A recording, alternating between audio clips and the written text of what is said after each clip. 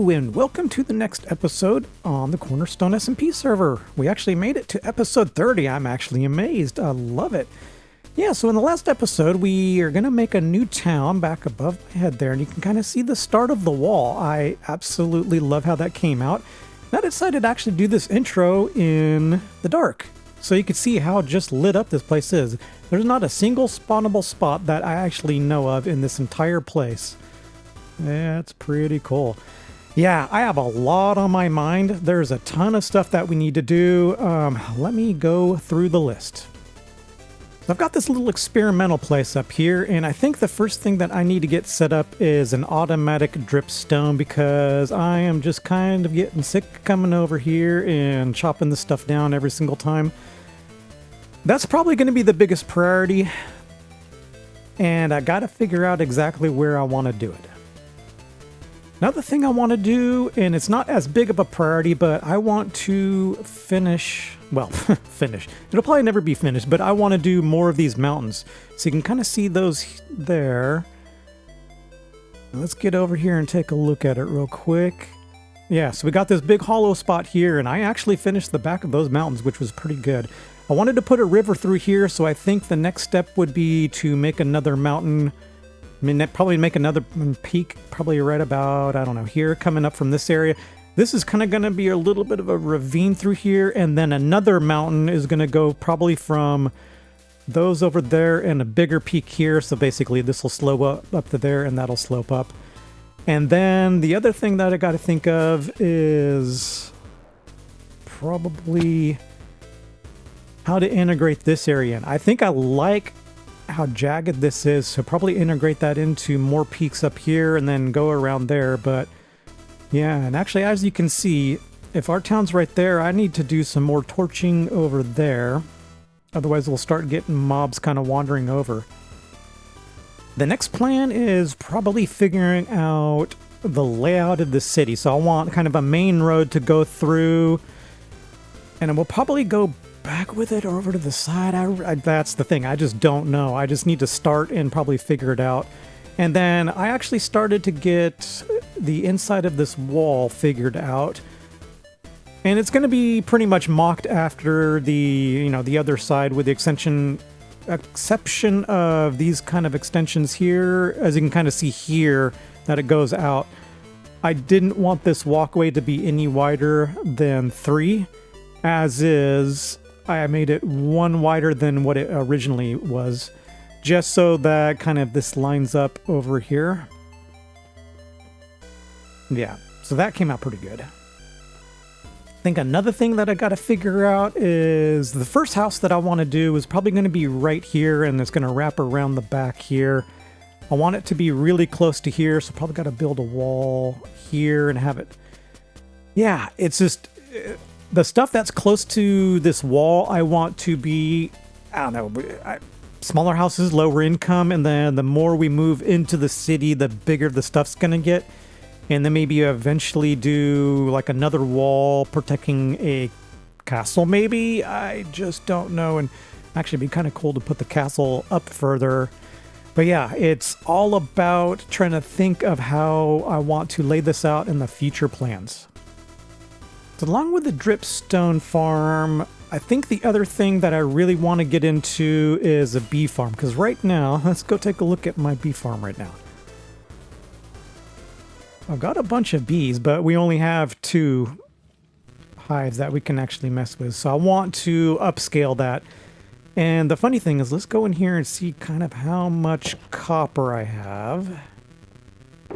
So we got a little right here. I am not going to touch the deep slate one, but we can definitely do that one. So I've got just a little bit here, but the most important thing is that's how much copper I've got. I wanted to do the roofs in this town copper, but I don't know how sustainable that is. I mean, even this one here, I thought about doing copper, but I'm going to run out of copper, and then I'm going to constantly have to go find it. Yeah, so I got to figure out exactly what palette, and since we're going to be doing a lot of different buildings here, yeah, I've got to make it sustainable. I don't always want to pick the new stuff. Calcite would be pretty cool, but I have to go find a bunch of amethysts. Yeah, so therein lies the problem, right? And the next problem that I have is that we're getting further and further away from my original house there. I need to move a portal over here and hook it up to the nether. I really want to get a new base to store stuff, and it's going to have to be large because we're already overgrown out of that one. But I need a new place to store everything. The funny thing is I'm going to have to shut down both of the iron farms.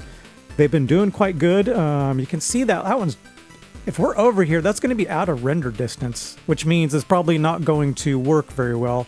The other one is probably right behind there, and it's probably out. So we actually may may automatically, shut itself off, but I may not need to go shut those off and get a place to store the storage. But like I said, all of these houses here are going to be small, and the further we go in, then it's going to be larger and larger. So I've really got to get the layout of this thing done. But first, I think is going to be the Dripstone Farm. All right, let's talk Dripstone Farms. I created 2 here that are totally tileable. One just harvests the top one, and the other one actually harvests both, as you can see there. And I've been running this for, I don't know, a day or 2. Obviously, I know it's only one. One dripstone growth takes 5 in-game days, so you can only imagine how slow that is. So you can kind of see this one. It's a little over double the amount, but let's take a real close look at these so you can actually do them yourself. So this is fairly simple. So you got the dripstone block with a water source above it. And then you have to place 1 point, and then it'll eventually grow. When this observer observes it getting down here, it just sends the pulse up, and the piston pushes it out. Now, originally I had the glass here, and this piston was squishing the the dripstone through the block. So I basically made it too wide so that it has room. Yeah, and then let's take a look at the other one real closely. So this one, once either the bottom or the top grows in front of the observer, typically it's going to be the bottom, sends a pulse. This redstone does that piston, and then sends the pulse up and does that one. Take a real close look. Yeah, not too bad. And again, too wide so that actually can collect. Now this one, since you grow the point on the bottom, you're going to need to run a hopper minecart. And what you can do is put 2 grass blocks here and here and just run it on 2 lines. That way you can collect both the front block and the one. Typically you can kind of see that this one has 16 and this one has 8. A lot of it ends up in this second one here, but it does collect a little bit off the front one. But these are really resource intensive, so we need to come up with a better solution. So we could go out and grind for all these resources. This one's more efficient. It's going to be twice as fast as this one, but obviously you got to run the minecart up on the bottom. That's probably not bad. It would be better than running a big old line of the hoppers. Ah, yes. Getting distracted in Minecraft is so easy. Where's your home, buddy? I don't know where this poor bee lives. I've got some beehives way over at my starter base. And I thought I gathered up all the beehives from over here, but where do you live? You're just wandering around aimlessly, and I'm going to waste time just trying to figure it out. Okay, now I think this bee is just tricking me. Started off way over here, now we're over here? Seriously? Where's your home, buddy? Are you a snow bee? And the funny thing is, you hear that noise? This guy's been here since day 1, just chilling right on that block. He can't move. Yep. I should name tag him. Uh-oh, did I lose my bee? There's my bee. Oh no, now there's 2 of them. Funny, I was chasing one bee and then found this bee. You know what? These guys need to... I think they're just wandering around aimlessly. I think probably what happened is I took their hive, and now they're just kind of wandering around. Poor guys. Mr. Bee, I'm going to find you a new home. Come with me. All right. Since I'm trying to save this bee, I'm going to call him the lost one. Come here, come here, come here. There you go. Come to your new home. Come on, buddy. Buzz, buzz, buzz, buzz, buzz, buzz. Buzz, buzz, buzz, buzz, buzz, buzz, buzz. Come to your new home. Come to your new home. Look, look, look, your new home. Do you like it? Yay! He found his new home. I saved one bee today. I'm going to save another bee here. This guy got pretty far away. It's hilarious. All right, going to save another one here. And this guy's going to be named I Buzz You. So dumb. All right, guy, let's go back over here. Come on over.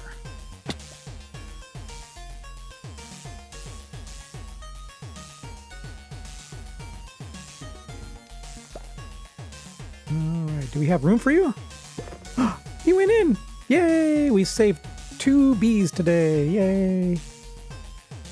So, I don't think either of these are going to be viable for the amount of dripstone that I'm going to do. So, I've done a little stuff off screen. I had a little dental work. I didn't really want to talk. So, we created this. Kind of a new... It used to be, you know, the stone brick spam, and now it's just this. But yeah, so we got the maintenance over here. You can kind of see a little spoiler here how big this thing is now. Got this place up here, and literally it's nothing. It kind of goes behind the thing, and what I did, I don't know. I just one day just decided to do all this. Completely pointless, but whatever. Let's go show you the actual farm. All right, Dripstone Farm, here we come. I'm just going to go slow. I'm going to crouch and just let you immerse yourself in here. So I came up with this kind of sewer idea. Give a little peek that way. Back here is just kind of the maintenance, and let's go look at the storage real quick. Here's your old school brick spam. I just didn't want to decorate this too much. But anyways, here's the storage. So I'm doing pretty good. A lot of it went back into, you know, making blocks for the actual dripstone. But let's go up here. I'll walk real slowly so you can kind of get immersed in here. I created a sewer. I am absolutely in love with this.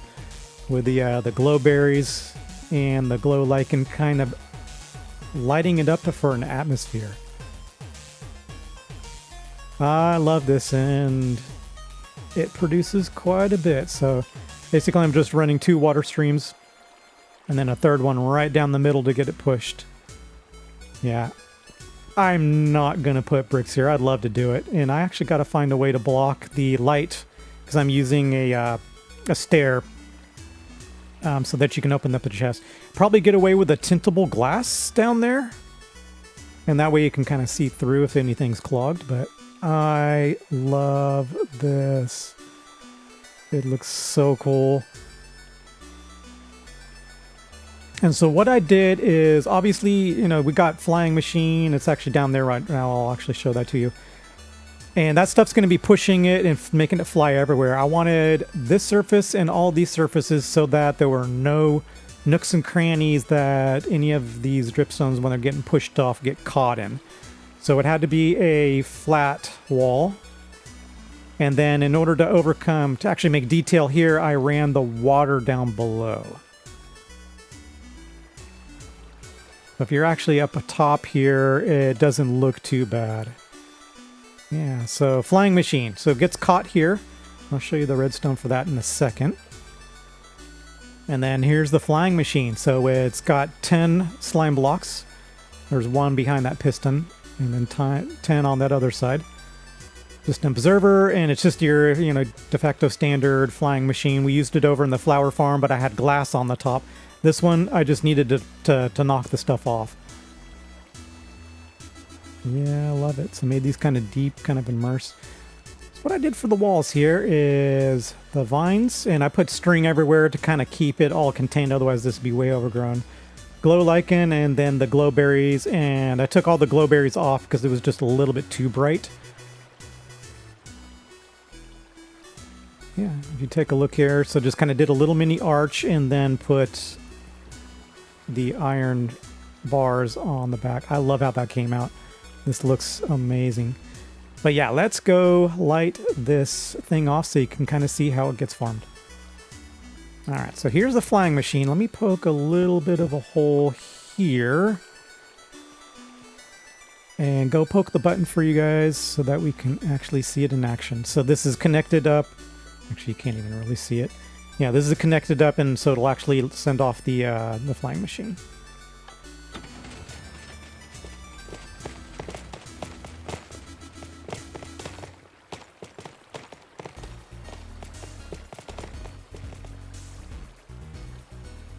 There you go. All right, so basically what this is a trapdoor connected to a repeater just behind there. And when that observer observes this growing, it'll actually push it and go there. So basically this thing is run off of 2 observers, one there, and you can probably just barely see it. That one will actually send it back once it's over there. A piece of obsidian, so that actually stops. And then I put this honey up top just so that, and actually I already see a spot where stuff can land. So I need to change these 3 blocks to solid so that nothing gets stuck up there. It probably won't, but just in case. But that's why I put those honey, so that when this thing's pushing, they won't actually land up top. Let's take a look at the redstone. So that repeater, let's see here. What would be the best way to do this? Hook right here. All right, so you can see that repeater, 4 ticks through redstone, and then this one inverts it and keeps the iron trap door open. And basically, so when you poke it, you can kind of see that it opens it. If the flying machine was over here, it would flash in front of the observer and then send it on its way. And then as far as the observer on the dripstone, just got a repeater there. And then I broke this earlier just so I could keep it in a good state. Runs up here, runs down here, and then just runs into the back observer. But you can see on this side, I actually put solid blocks above the honey. However, you see that the honey block is a little bit less, and every once in a while you get one stuck on there. So I got to come up with a better solution there. Oh, and this is actually in a broke state. Interesting. I've seen this before. It may be this fine right here. So you know what? I am just going to get rid of that one. Oh, it's going to break this whole stinking thing, isn't it?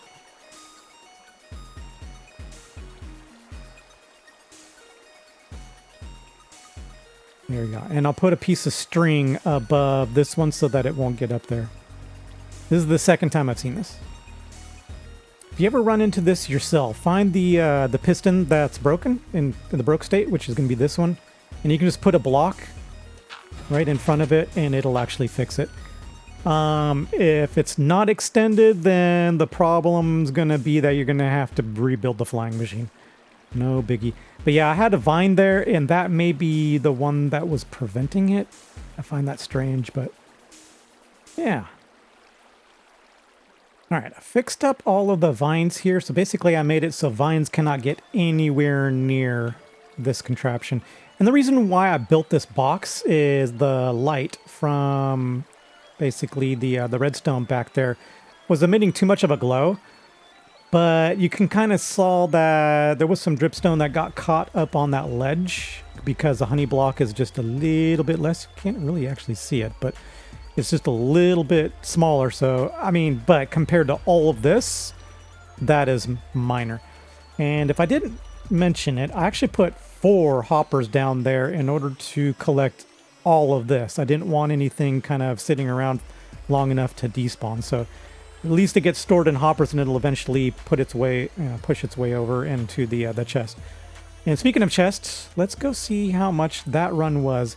Now, mind you, that was probably a fake number because I actually stopped this thing from working, but let's take a look.